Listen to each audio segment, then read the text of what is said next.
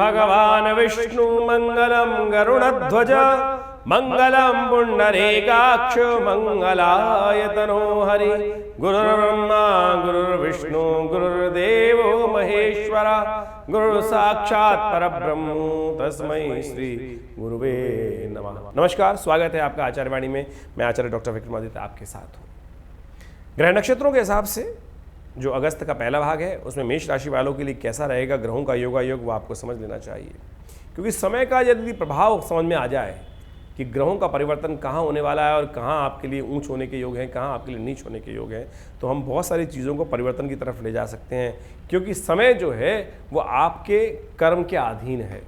कई बार हमें अज्ञानता में कर्म ऐसे कर जाते हैं कि जो हमारे को नुकसानदायक हो जाते हैं, और यदि समय का प्रभाव हमें पता हो तो हम उन कर्मों को ठीक कर कर अपने जीवन में लाभ के स्थान को प्रशस्त कर सकते हैं। तो इस बात को, सिद्धांत को हमें समझना चाहिए।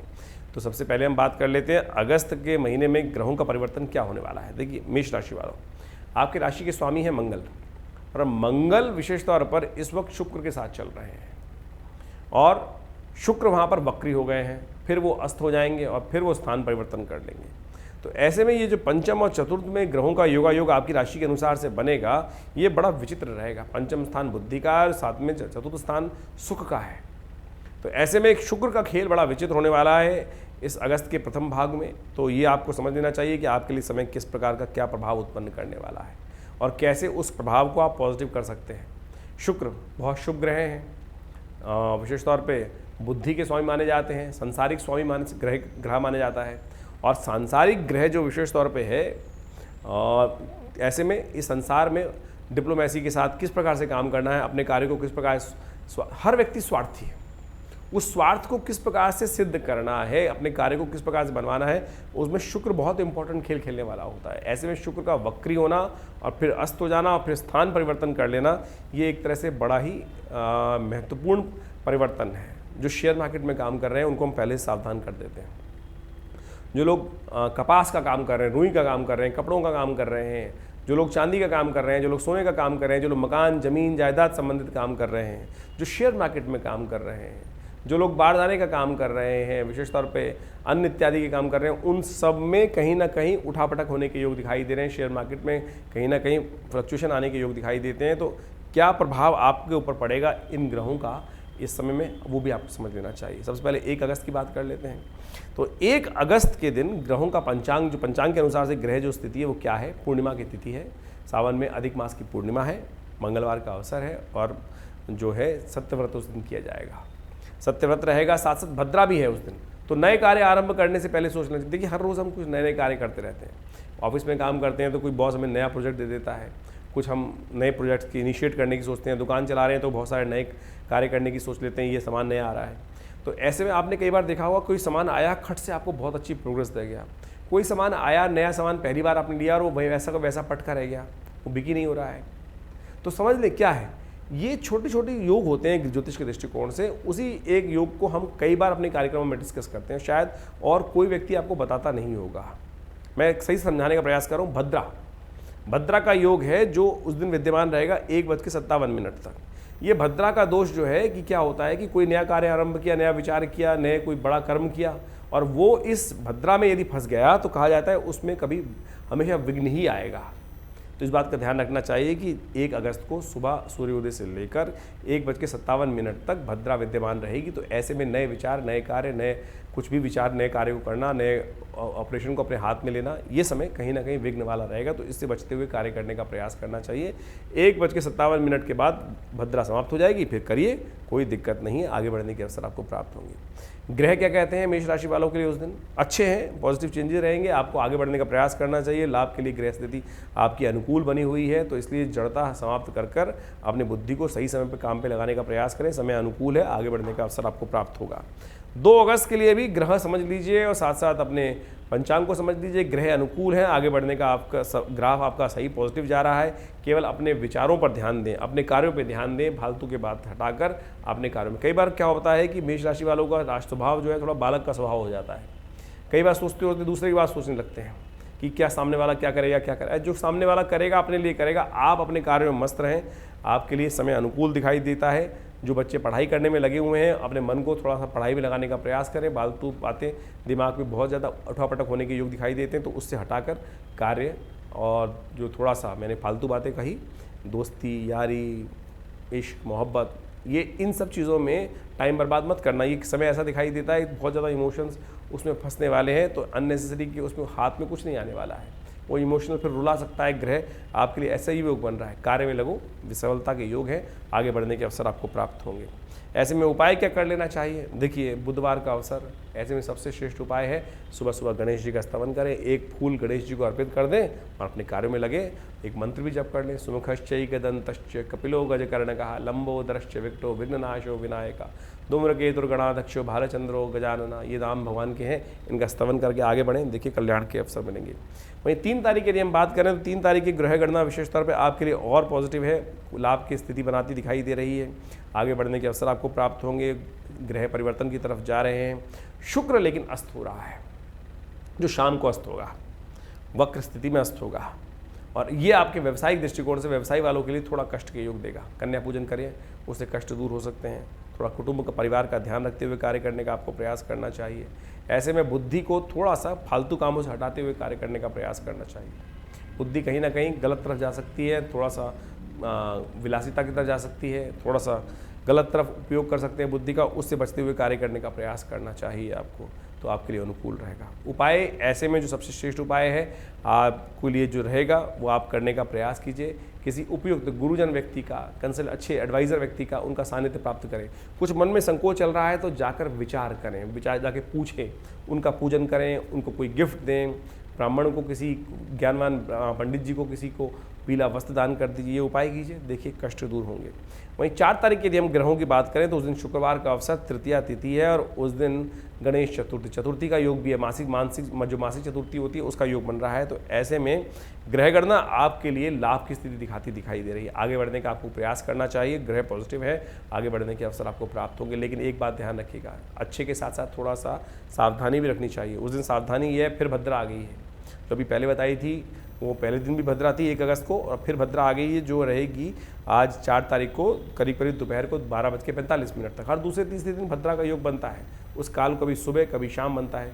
जब सुबह आता है तो हमें ज़्यादा जागृत होना चाहिए, शाम के समय तो सोने में निकल जाता है समय, लेकिन आज सुबह सूर्योदय से लेकर करीब करीब 12:45 तक रहेगी भद्रा। तो ऐसे में ध्यान रखना चाहिए, नए कार्य नहीं करने चाहिए। वैसे भी रिक्ता तिथि है, चतुर्थी तिथि जो होती है, तृतीया के बाद चतुर्थी आ जाएगी, रिक्ता तिथि हो जाएगी, मुहूर्त शुभ नहीं है, तो ऐसे में ध्यान रखते हुए कार्य करना चाहिए। वहीं हम बात कर लें 5 तारीख की, तो उस दिन सुबह सुबह सूर्योदय के समय पर शनिवार के अवसर पर चतुर्थी तिथि रहेगी, उसके बाद पंचमी का आगमन हो जाएगा। तो ग्रहों का परिवर्तन थोड़ा सा आपके लिए भारी दिखाई देता है, नुकसान, जुर्माने, थोड़े खर्चे बढ़ाने के योग दिखाई देते हैं। तो इसमें जो भी कार्य करें थोड़ा सावधानी के साथ करें, अननेसेसरी कार्य बिल्कुल ना करें, अन्यथा नुकसान हो सकता है। उससे बचते हुए आपको कार्य करने का प्रयास करना चाहिए। ऐसे में उपाय जो आपको नोट कर लेना चाहिए, भगवान शिव का थोड़ा दूध में थोड़ा तिल डालकर ओम नमः शिवाय का जप करते हुए, ध्यान करते हुए भगवान का स्तवन करें, ओम नमः शिवाय का पाठ करते हुए रुद्राभिषेक कर लीजिए। देखिए हमारे आश्रम में तो नित्य प्रति रुद्राभिषेक हो ही रहा है, और इस समय आपकी राशि के अनुसार से आपको भगवान का सानिध्य लेना चाहिए। आप चाहें तो दिल्ली के आसपास हैं तो हमारे शाम को जो पूरे सावन के महीने में शाम को रुद्राभिषेक चलता है आश्रम पर, शाम को 6 बजे से लेकर करीब करीब 8 बजे तक नित्य प्रति होता है, उसमें भाग ले सकते हैं। ईश्वरी कृपा से सब कष्ट दूर होने के योग बनेंगे। 6 तारीख की यदि हम बात करें तो उस दिन रविवार का अवसर है और साथ साथ पंचमी तिथि विद्यमान है, लेकिन पंचमी थोड़ी देर के लिए रहेगी, उसके बाद षष्ठी को आगमन हो जाएगा। षष्ठी का आगमन होते ही आपके लिए एक बात समझें, इस दिन षष्ठी क्षय हो रही है। अगले दिन सप्तमी का तिथि जब सूर्योदय होगा तो उस दिन सप्तमी, उससे पहले षष्ठी समाप्त हो जाएगी। थोड़ी अल्प काल के लिए षष्ठी आ रही है, वृद्धा नहीं है, तो ऐसे में ध्यान रखें कि षष्ठी जो क्षय तिथि होती है उस दिन कोई नया कार्य नहीं करना चाहिए, अन्यथा कष्ट हो। साथ साथ रेवती नक्षत्र विद्यमान है, रेवती और अश्विनी नक्षत्र 2 रहेंगे, यानी रविवार और सोमवार को नक्षत्र रहेंगे, दोनों दिन मूल नक्षत्र हो जाएंगे जो गंडमूल नक्षत्र है। ऐसे में ध्यान रखना चाहिए कि जो जातक नए जन्म ले रहे हैं उनकी मूल शांति अवश्य माता पिता को करानी चाहिए, अन्यथा जातक भारी रहता है।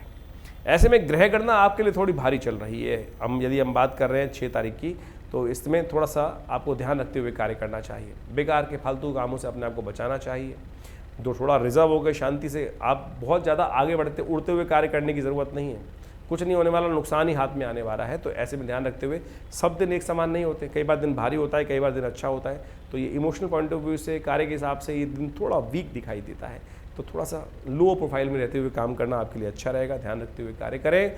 उपाय के तौर पर गायत्री का जप करें, थोड़ा सा भगवान को अभी रविवार का अवसर है तो भगवान का थोड़ा सा सूर्य का भगवान का ध्यान करते हुए स्नान करके जल्दी से उनको थोड़ा सा दूध में थोड़ा सा जल डालकर भगवान को अर्घ दीजिए, थोड़ा तेल डालकर, देखिए कष्ट कम हो पाएंगे।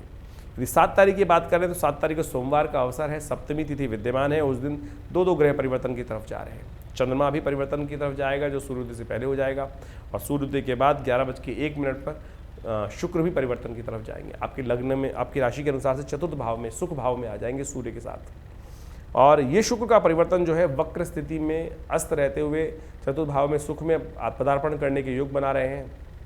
तो बहुत ज़्यादा हेल्पफुल नहीं रहेगा ये शुक्र का परिवर्तन, थोड़ा सा कष्ट दिखाई देता है। कहीं ना कहीं से इमोशनल पॉइंट ऑफ व्यू से कहीं ना कहीं वीक हो सकते हैं आप, इस बात का ध्यान रखते हुए कार्य करना चाहिए। चंद्रमा का परिवर्तन बहुत अच्छा है आपके लिए, नए विचारों का उदय करेगा। यानी एक परिवर्तन अच्छा है, एक परिवर्तन थोड़ा वीक है। तो ऐसे में कोशिश ये करें, जो इमोशनल पॉइंट ऑफ व्यू से अपने आप को स्ट्रॉन्ग करने का प्रयास करें, मोटिवेट थोड़ा अपने आप को करने का प्रयास करें, और मोटिवेट करने के लिए परमात्मा का सानिध्य प्राप्त करने का प्रयास कीजिए। सोमवार का अवसर है, चंद्रमा जो आपको लाभ दे रहा है वो, और शुक्र जो आपको विलासिता की तरफ ले जा रहा है, थोड़ा कष्ट दे रहा है, इमोशनल वीक कर रहा है, उसको ठीक करने का कार्य आप कर सकते हैं। इच्छू रस से, गन्ने के रस से भगवान का अभिषेक कीजिए, भगवान शंकर का अभिषेक करें इच्छू रस से। मंत्र ओम त्र्यंबकम यजामहे सुगंधिम पुष्टिवर्धनम उर्वारुकमिव बंधनान् मृत्योर्मुक्षीमामृता। हमने बहुत विशाल रूप से इस सावन के सोमवार पर जो मलमास में आ रहा है, इसमें रुद्राभिषेक का सुंदर कार्यक्रम रखा है। आप भी इसमें सम्मिलित हो सकते हैं। आपको साधारण निमंत्रण है। नंबर्स जो फ़ोन पे नंबर चल रहे हैं व्हाट्सअप के, उन पर आप कॉल कीजिए और अपना स्थान आरक्षित कीजिए। चाहें तो इस रुद्राभिषेक में स्वयं भाग लेकर बहुत सुंदर कार्य कर सकते हैं। यदि 8 तारीख की बात करें तो उस दिन ग्रहों की गणना दिखाती है कि उस दिन मंगलवार का अवसर, अष्टमी तिथि, और विशेष तौर पर कालाष्टमी है उस दिन, सावन के महीना, और विशेष तौर पर अधिक मास और कृष्ण पक्ष की अष्टमी। शिव का स्तवन करने का बहुत सुंदर दिवस, और शिव के अवतार मंगलवार का दिन है, तो हनुमान जी दोनों की पूजा आराधना करने का आपको प्रयास करना चाहिए। देखिए सुंदर तरीके से आप इसका लाभ लेते हुए कार्य करने का प्रयास करेंगे तो बहुत सुंदर तरीके से आपको लाभ प्राप्त होगा। हमने इसी ग्रह योग को देखते हुए विवेकानंद योगाश्रम में सुंदरकांड और हनुमान इसका साथ साथ रुद्राभिषेक का कार्यक्रम रखा है, विशाल भंडारा रखा है। आप भी उसमें सम्मिलित हो सकते हैं, अपना स्थान आरक्षित कर सकते हैं। दूर जो रह रहे हो तो आपके लिए अच्छा रहेगा। ग्रह गणना आपके लिए अनुकूल बनी हुई है। इमोशनल पॉइंट ऑफ व्यू से यदि आप अपने आप को स्ट्रॉन्ग रखते हुए कार्य करेंगे तो बहुत बढ़िया तरीके से आगे बढ़ने के अवसर आपको प्राप्त होंगे। धनागमन के पूर्ण चांसेस हैं आपके लिए। आपको केवल सूर्य का उपाय करना चाहिए, भगवान सूर्य को ये निमित्त अर्घ देना चाहिए, तांबे के बर्तन का दान करना चाहिए। आपके लिए शुभ योग बनने के योग दिखाई देते हैं। 9 तारीख की ग्रह गणना समझें तो उस दिन बुधवार का अवसर, नवमी तिथि विद्यमान है, और ग्रहों का परिवर्तन आपके लिए बहुत सुंदर है। आने वाले समय में लाभ की स्थिति बनती दिखाई दे रही है। सर्वार्थ सिद्ध योग विद्यमान है। आगे बढ़ने का अवसर आपको प्राप्त करना चाहिए। अपनी माता जी का आशीर्वाद लें, उनको प्रसन्न करें, उनके निमित्त उनको गिफ्ट दें। जितना आशीर्वाद आपको अपनी माँ का मिलेगा और उतने ज़्यादा आपको आगे बढ़ने के अवसर मिलेंगे। यदि माता आपके साथ हैं तो बहुत सुंदर है, उनका आशीर्वाद लीजिए। यदि माँ जी नहीं है तो कोशिश करें उनके निमित्त तर्पण इत्यादि करें। देखिए आपको तो संपूर्ण प्रकार से आशीर्वाद लेने के लिए माँ का आशीर्वाद लेना चाहिए। देखिए कल्याणकारी योग बनेंगे। वहीं 10 तारीख की ग्रह गणना हम समझें तो उस दिन बृहस्पतिवार दिखाई देता है, और साथ साथ उस दिन दशमी तिथि विद्यमान है और बृहस्पतिवार है।